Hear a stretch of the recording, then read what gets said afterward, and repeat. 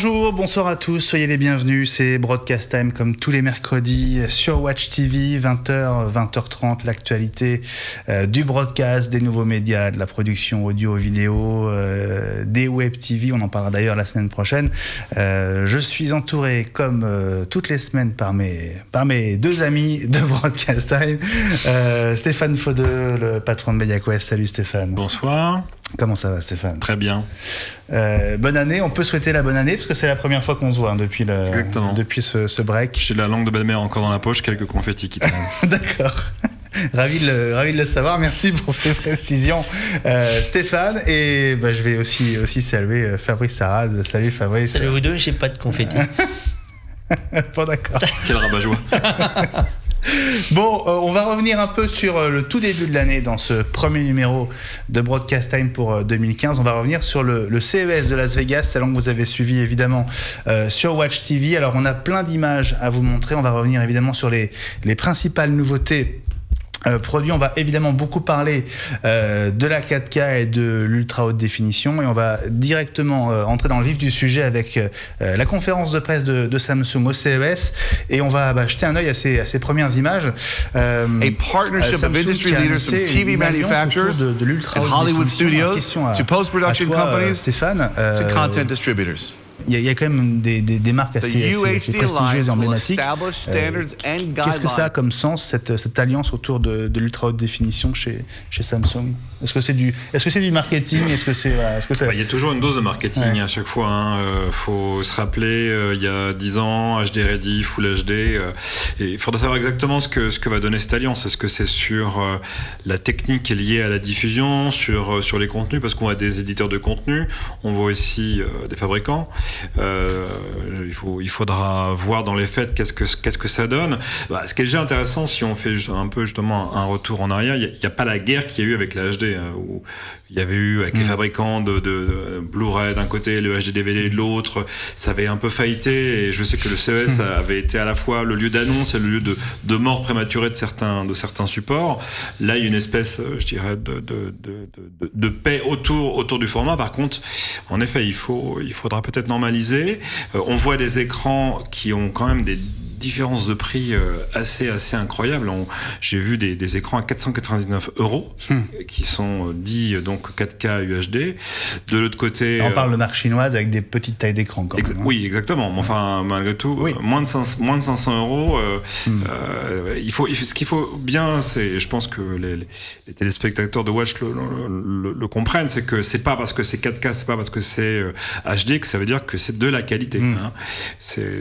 Derrière, il y a quand même pas mal de différences, et notamment, je pense qu'on en parlera dans l'émission, c'est vrai que le travail sur l'image, le 4K, c'est pas, moi je dis que c'est pas du pixel en plus, c'est du pixel plus intelligent. C'est-à-dire qu'on aura une image certes plus définie, mais avec une meilleure colorimétrie, une meilleure dynamique, la possibilité justement d'avoir, je dirais, un impact visuel qui sera plus époustouflant que ce qu'on peut connaître aujourd'hui. Alors justement, dans le haut du panier, dans le haut de gamme des écrans 4K, on connaissait donc l'ultra haute définition avec des marques plus ou moins haut de gamme, et cette année au CES pour se différencier, eh bien Samsung a sorti de son chapeau une version améliorée, on va dire, de l'ultra haute définition. Regardez ce que ça donnait donc au CES début janvier. Brighter than any other display technology, with rich colors better than OLED, and all with the intense detail of UHD. Ladies and gentlemen, welcome to the era of SUHD.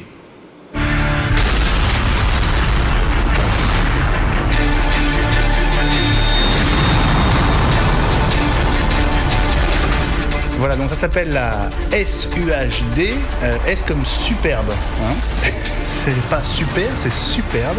Alors oui, on est à la conférence de presse de Samsung au CES, autant vous dire que c'est du grand spectacle avec Samsung toujours, avec des effets. Donc cet écran de 88 pouces, qui est l'un des deux modèles annoncés, il y a eu 78 et 88 pouces.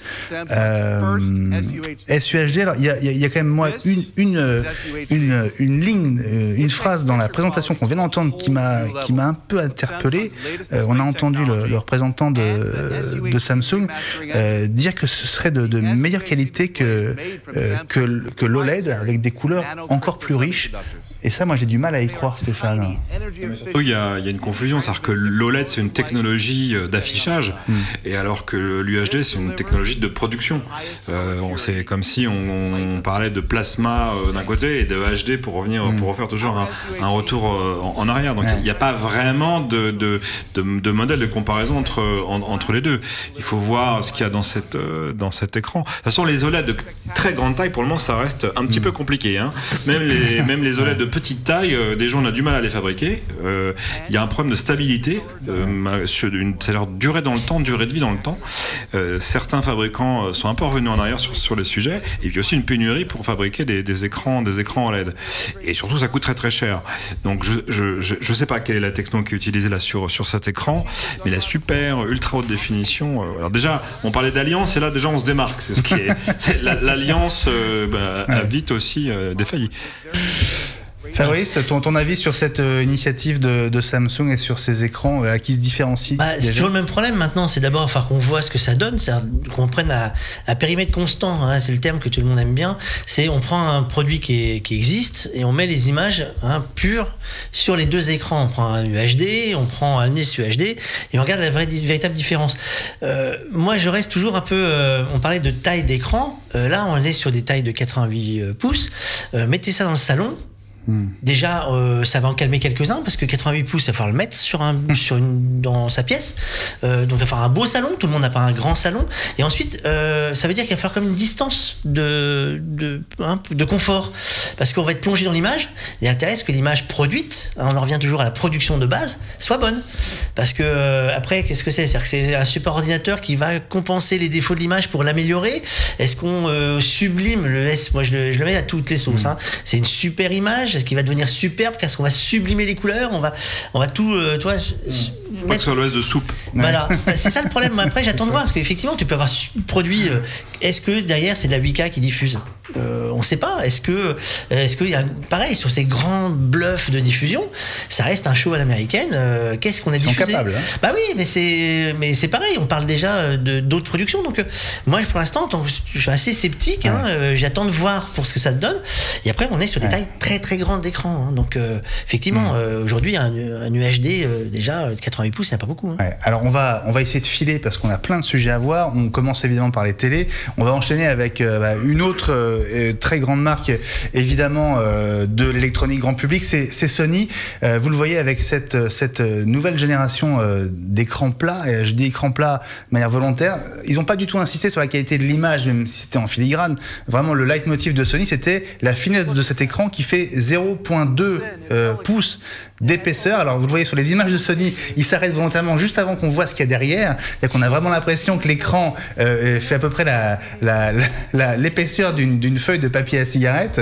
En fait, évidemment, il y a un bloc d'électronique qui augmente un petit peu l'épaisseur. On verra dans un instant sur une autre vidéo que l'écran est un tout petit peu plus épais que ça, mais quand même, il y a une vraie prouesse. Et vous le voyez aussi, le bezel, donc la bordure autour de l'écran lui-même est hyper fine. Donc voilà, c'est la nouvelle génération d'écrans dévoilés par Sony au CES, les X900.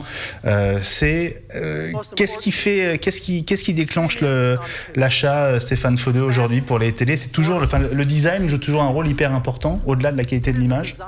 Il y avait une étude qui avait été faite récemment. Effectivement, le design arrive assez tôt en position. Je crois. D'ailleurs, j'ai un doute sur est-ce que c'est qualité avant ou design avant. Là, je pourrais pas répondre. Ouais. Mais ça se joue entre les deux. Mais oui, bien sûr. Non, ça se joue. Ouais. Ça se joue entre les deux. C'est pas forcément les caractéristiques. Est-ce que c'est de la 3D? Est-ce que c'est connecté? Est-ce que c'est de l'UHD? Non, c'est déjà la beauté de l'écran. Alors regarde sur cette deuxième vidéo, on est toujours au CES, on est sur le stand Sony, là, la télé elle tourne et donc on va voir ce qu'il y a derrière l'écran. Alors c'est pas très gros, mais il y a quand même, il y a quand même une excroissance derrière, voilà. Et Sony a beaucoup insisté au CES sur donc la finesse de cet écran. Concrètement, il est plus fin que le Xperia Z3, donc le dernier smartphone de Sony. Ça tient pas dans la poche en tout cas. Oui, et puis là on reste sur pareil, hein, c'est pas du bluff, mais on reste sur de la présentation, parce que l'épaisseur du bloc derrière, il est sensiblement de la même taille que les écrans actuels, et voire même peut-être plus épais si on regarde certains LCD actuels. La dalle reste fine, mais toutes les dalles sont très fines au final, quelle que soit l'intégration. La présentation est belle, ça c'est clair. Là, un bel écran, vous les racheter, mais au mur ça fera un trou. Hein. Si on le colle au mur, il y aura un espace pour faire la poussière. Et dans cet écran, il y a ce processeur que vous venez d'apercevoir, un nouveau processeur donc de traitement de l'image 4K qui fait notamment de l'upscale. Voilà, c'est aussi un des chevaux de bataille des investissez dans les processeurs, hein, de toute façon. Voilà. C'est ça, oui. Et quand tu parlais de la qualité de l'image et de l'intelligence, ça fait aussi partie de ce qu'on ne voit pas dans un écran et qui change beaucoup de choses à l'arrivée. On va rester chez Sony. Toujours à la conférence de presse de Sony qui a donné lieu à l'annonce de plusieurs produits de tournage en version 4K. On va commencer par on va dire ce concurrent de la GoPro pour être très précis. C'est un form factor, c'est un design qu'on connaît déjà, mais c'est la première fois qu'on le retrouve en version 4K. C'est une des caméras dont on avait parlé, Fabrice, notre sélection. On avait beaucoup aimé ce petit jouet. Mais en Full HD à l'époque. Elle était en Full HD et là maintenant c'est obligatoire. Hein, c'était obligatoire d'aller jouer sur le terrain de la 4K. Ils ont les écrans, donc il fallait que les gens puissent produire. Panasonic là depuis un certain temps, hein. Il y a ce modèle 4K en action cam depuis quelques mois, mais qui était un modèle qui était plutôt présenté sur les salons professionnels, hein, pas sur du marché grand public. Voilà, donc alors le débit, hein, je l'ai entendu lors de la conf, 100 mégabits par seconde pour le débit enregistré, c'est pas mal, et le stabilisateur 3 fois plus efficace que sur la version précédente, donc qui n'était pas 4K. Combien de minutes sur une carte de mémoire? Oui, c'est ça. Ouais, c'est 100 images par seconde. Et voilà. tu peux aussi 100 mégabits. Hein. À 100 mégabits. Oui, c'est pour ça qu'en termes de stockage, ça va être quoi, 15 minutes pour une 64 Go à peu près? Ouais, ça va y aller. Il faudra calculer précisément, mais... Alors qu'est-ce que ça donne? On a des images que nous a gentiment rapporté Tony Hawk, le champion de roller, mais qui fait aussi du surf et du snowboard. Oui, c'est ça, du skate. Hein. J'ai dit quoi? Du roller. Oui, t'as raison. C'est le champion du monde de patin à roulette. Il enverra sur chaque pied. De baby-foot. C'est ça. Voilà, donc aux frais de la princesse, Tony Hawk a fait une escale à Mammoth Mountain pour faire des images de snowboard. Il a fait du skate et puis il est parti, alors je sais pas si c'est Hawaï ou Tahiti, je crois que c'est Tahiti, pour faire quelques secondes d'images de surf en ayant évidemment installé cette action cam Sony au bout de sa perche. Ce qui est intéressant de voir, c'est qu'effectivement elle n'est pas autant anamorphosée, fish eye que la GoPro à une certaine époque. Ouais. Donc ça s'améliore, ça, toutes les action cam s'améliorent mine de rien. Sur ce contrôle aussi intégré, je crois que t'as un bracelet qui permet de piloter directement. En option. Ouais. Voilà pour cette action cam, absolument, c'est comme une montre. Hein. Cette action cam de chez Sony, on va rester sur le 4K, 4K toujours, 4K only, 4K mon amour, on pourrait dire, puisque Sony a aussi... Ce sont les bonnes résolutions, c'est ça? Voilà, ce sont les bonnes résolutions et Sony a aussi dévoilé, alors voilà, ce sont les bonnes résolutions, des bonnes résolutions sur un caméscope qu'on peut vraiment qualifier de grand public maintenant, parce qu'on est sous la barre des $1000. C'est pour... on avait un premier modèle qui est arrivé à peu près à 2000 €. Et il fallait un produit encore plus d'appels parce que sinon ça prenait pas. Et là effectivement ils ont sorti un produit. Pareil, il faut qu'on ait le temps de l'avoir dans les mains pour voir ce que ça va donner. Ouais. Parce que le souci c'est pas de maintenant de les tourner, ça va être de les stocker et d'utiliser, mais ça reste maintenant plus qu'abordable. Ouais. On sait qu'ils sont doués pour faire des très bons capteurs. On arrive à avoir des très belles images. Les TriCCD à l'époque faisaient, pour des caméras à moins de 1000 €, faisaient des fureurs. Maintenant, il faudra voir ce que ça va donner, effectivement. Hein. Alors, ce qui est hyper intéressant sur cette caméra et sur ce caméscope, Fabrice, il y a plein de fonctions, mais il y en a une en particulier. C'est un nouveau système de stabilisation, et vous allez le voir, c'est extrêmement visuel. Voilà, ça c'est l'avant de ce caméscope, donc le FDR AX33. Je vous laisse regarder ce qui se passe quand on le bouge. Vous voyez que l'optique se déplace à l'intérieur comme si elle était dans une sorte de bain d'huile. Ça ralentit les mouvements de saccade et c'est moins violent. Ouais. Et donc, associé au traitement numérique de l'image, voilà, à droite, vous avez un résultat qui est nettement plus stable. Vendeur de Steadicam qui va faire la gueule. Hein? Les vendeurs de Steadicam qui vont faire la gueule. Bon, c'est pas encore aussi, hein, on n'arrivera pas encore au niveau des Steadicam en termes de donc les petits, stabilité, mais pour les petits de caméscope, ça va de moins en moins moins efficace maintenant parce que il y avait beaucoup de petits appareils qui étaient dédiés à ça, qui vont plus vraiment avoir besoin d'être utilisé, quoi. Voilà, et donc ce caméscope qui est le FDR AX33, 30% plus petit que la génération précédente, 20% plus léger et 50% moins cher si on compare au modèle 4K précédent. Voilà. Et on a divisé les prix par deux. Une chose aussi, c'est que Sony utilise maintenant son codec sur l'ensemble des produits, que ce soit le grand public comme le pro avec le XAVC, hein, ce qui permet aussi sur le petit caméscope qu'on a vu avant, l'Action Cam, de permettre aussi des très bonnes qualités d'image avec des débits assez réduits aussi. Absolument.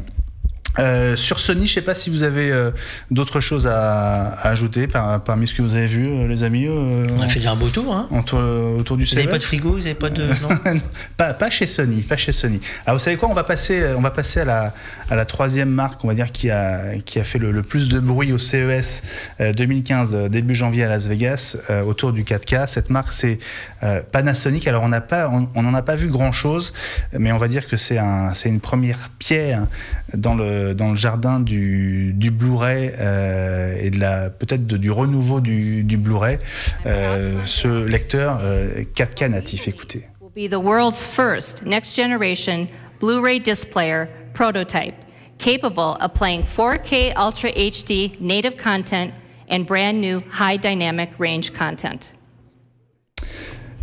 This paves the way towards enabling consumers to enjoy the crisp, true-to-life quality of amazing 4K Ultra HD content and high dynamic range content in their own homes. Voilà, on peut dire enfin un lecteur Blu-ray 4K natif, et là ça vaut peut-être un mot d'explication. Il y a déjà des lecteurs Blu-ray qui sont capables d'upgrader, de transformer un Blu-ray Full HD en 4K de manière artificielle, mais c'est le premier lecteur, en tout cas sous forme de prototype, qui va pouvoir lire les futurs Blu-ray 4K. Il était temps parce que maintenant qu'on va vendre de l'UHD par palette. Tout à fait, oui, c'est important. Ça faudra voir quand le produit sera disponible et vraiment à quel prix. C'est qu'un prototype et pour l'instant il était sous verre, hein, donc on annoncera en 2015, hein, je crois, à peu près dans ce qui était prévu.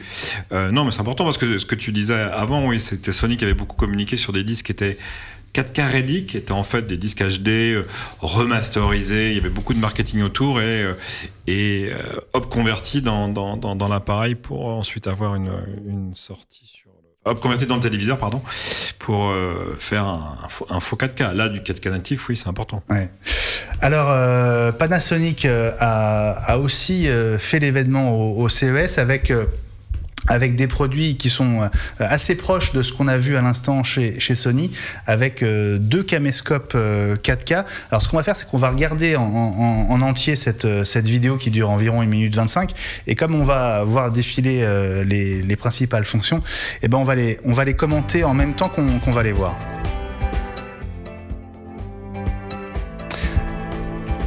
Voilà, donc deux caméscopes assez similaires. Il y a qu'une seule fonction qui les différencie.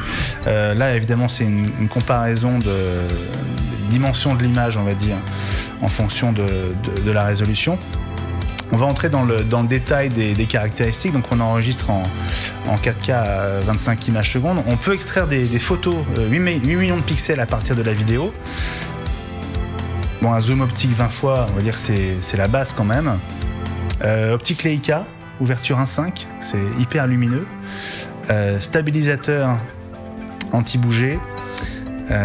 Donc on n'a pas le même système que ce qu'on vient de voir chez Sony.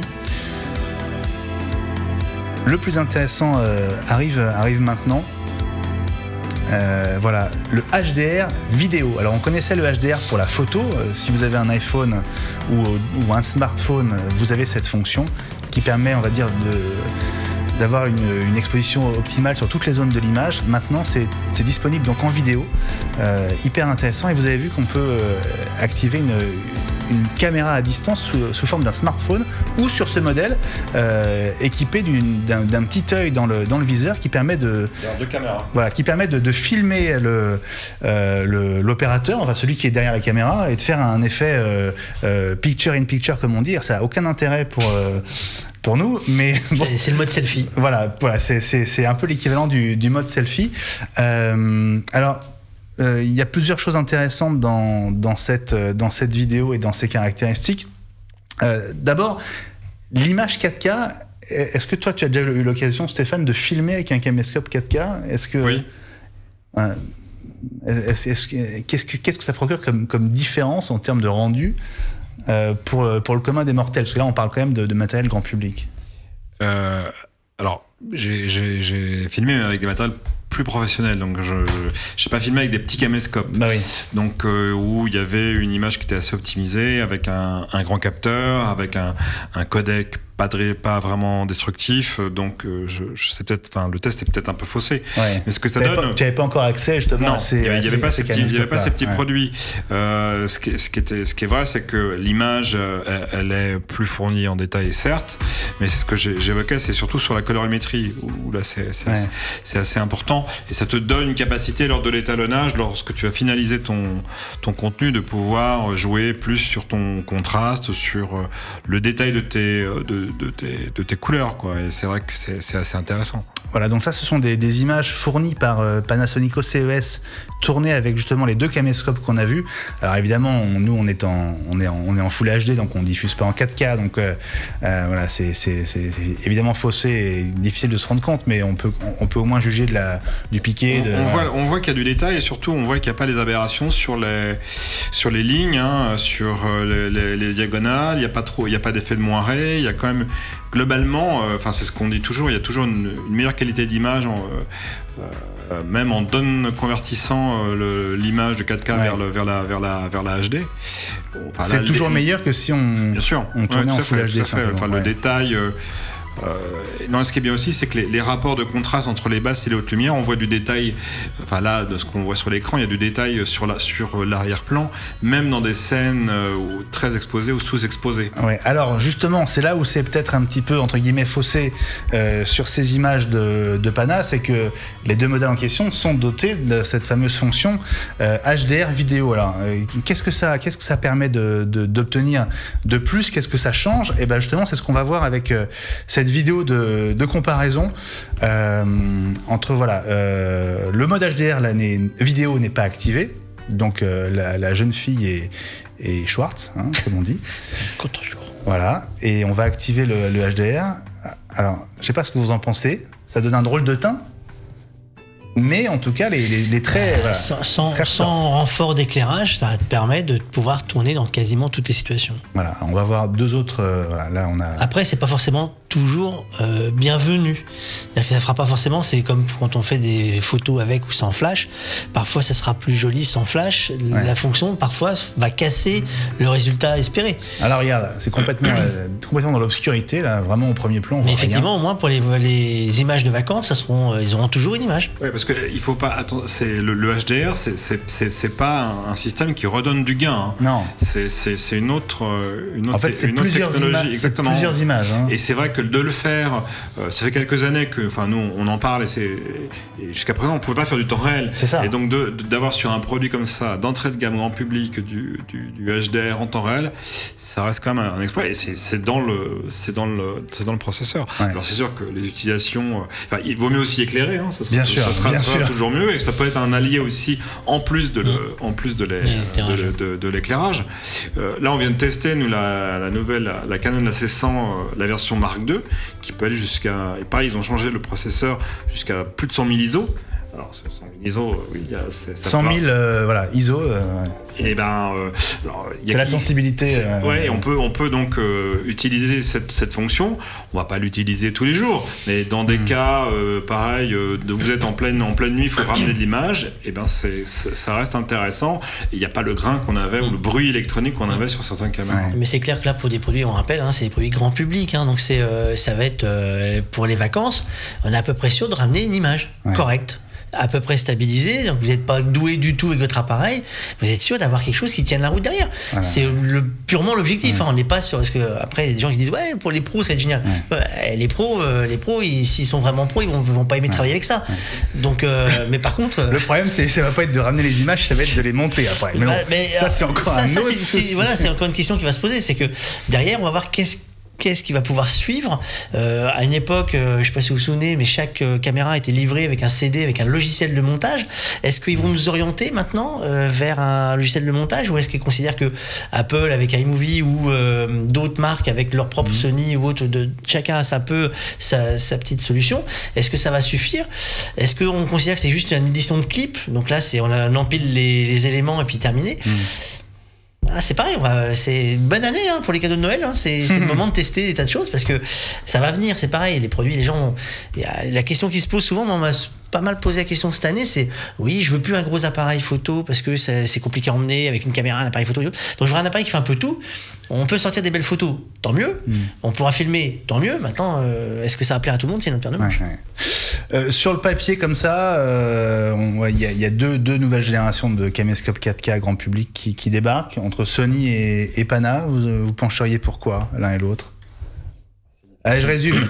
Sony avec son stabilisateur hydraulique quasiment et Pana avec le HDR vidéo. Moi, je sais que j'ai une petite Pana de l'ancienne gamme en Full HD où j'en suis très satisfait de ce que ça peut rendre comme image. Donc, je suis assez content de ce que donne généralement le piqué, la couleur de Pana, donc de Panasonic, on va dire complètement le mot. Donc, je serais plutôt tenté à avoir Panasonic. Maintenant, pour des utilisations dites où on va quand même beaucoup bouger maintenant. Quand on filme, plus personne ne fait, on n'a plus le temps de prendre un pied, on se bat pas avec un pied. Donc le Sony, ça sera testé. Si vraiment c'est une solution qui permet de faire des films très stables, ça va jouer quoi. Bon, en tout cas, il y a un vrai duel et un vrai comparatif à faire pour nous trois dans les semaines qui viennent avec ces caméscopes qui sont annoncés pour le printemps, je crois. Bon, voilà pour ce tour d'horizon du CES. Avant de nous quitter, j'avais une petite surprise. Alors c'est pour Fabrice surtout, parce que je suis sûr que ça va lui plaire. Je sais pas si tu connais Fabrice. Je suis tombé dessus en fait tout à l'heure, juste avant de préparer l'émission. Regarde un petit peu, tu vas adorer. Tu connais ça, le Gaff Gun? Oh mon Dieu, ça serait pas mal ça. Regarde, tu vois ce que c'est? Ça permet en fait de gaffer, comme on dit, donc de scotcher au sol des câbles, alors seuls ou plusieurs câbles, parce que ça marche aussi au moins avec 2 câbles. C'est-à-dire, faut pas qu'il y en ait trop, parce que du coup, le gaffeur étant pas tellement large, mais ça va plaire à beaucoup. Il faut en parler à nos petits camarades, parce que là, du coup, ça pourrait plaire. Ouais, c'est génial. C'est marrant ça. C'est super. Ça te plaît aussi? On t'en offre un pour Noël aussi. Maintenant, la question, c'est distribué par qui? Parce qu'il va falloir voir qui l'importe en France. C'est aux US, je sais pas si c'est disponible en France. Parce que ça va plaire à énormément de monde. Parce qu'effectivement, la corvée, parce qu'il faut le dire, c'est une véritable corvée. Pour tourner, il faut pas oublier que. C'est les stagiaires en moins, là, tu es dur. Il y a la comparaison. Non, mais faut pas oublier que c'est une notion de sécurité qui est obligatoire. Il faut faire attention quand on fait du tournage, même pour les gens qui filment dans leurs soirées de vacances, les soirées familiales et autres, ne pas oublier que c'est important de faire attention à ça, parce que le nombre de chutes qu'il y a quand on tourne ou quand on fait des soirées à la maison, et on sait combien, le genou il en prend un coup à chaque fois. Voilà, et 10 secondes contre 4 minutes, il faut 5 minutes, 50, je crois. C'est une minute par mètre. Voilà, donc le Gaff Gun, je crois que ça vaut $200 à peu près. C'est à suivre. À suivre, il faut savoir qui distribue ça en France, parce que ça peut avoir son effet bœuf. Voilà, en test, on espère très bientôt dans Broadcast Time.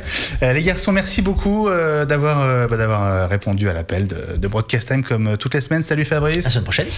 Et salut Stéphane. À bientôt. Et moi je vous dis à mercredi prochain 20h sur Watch TV. Salut à tous.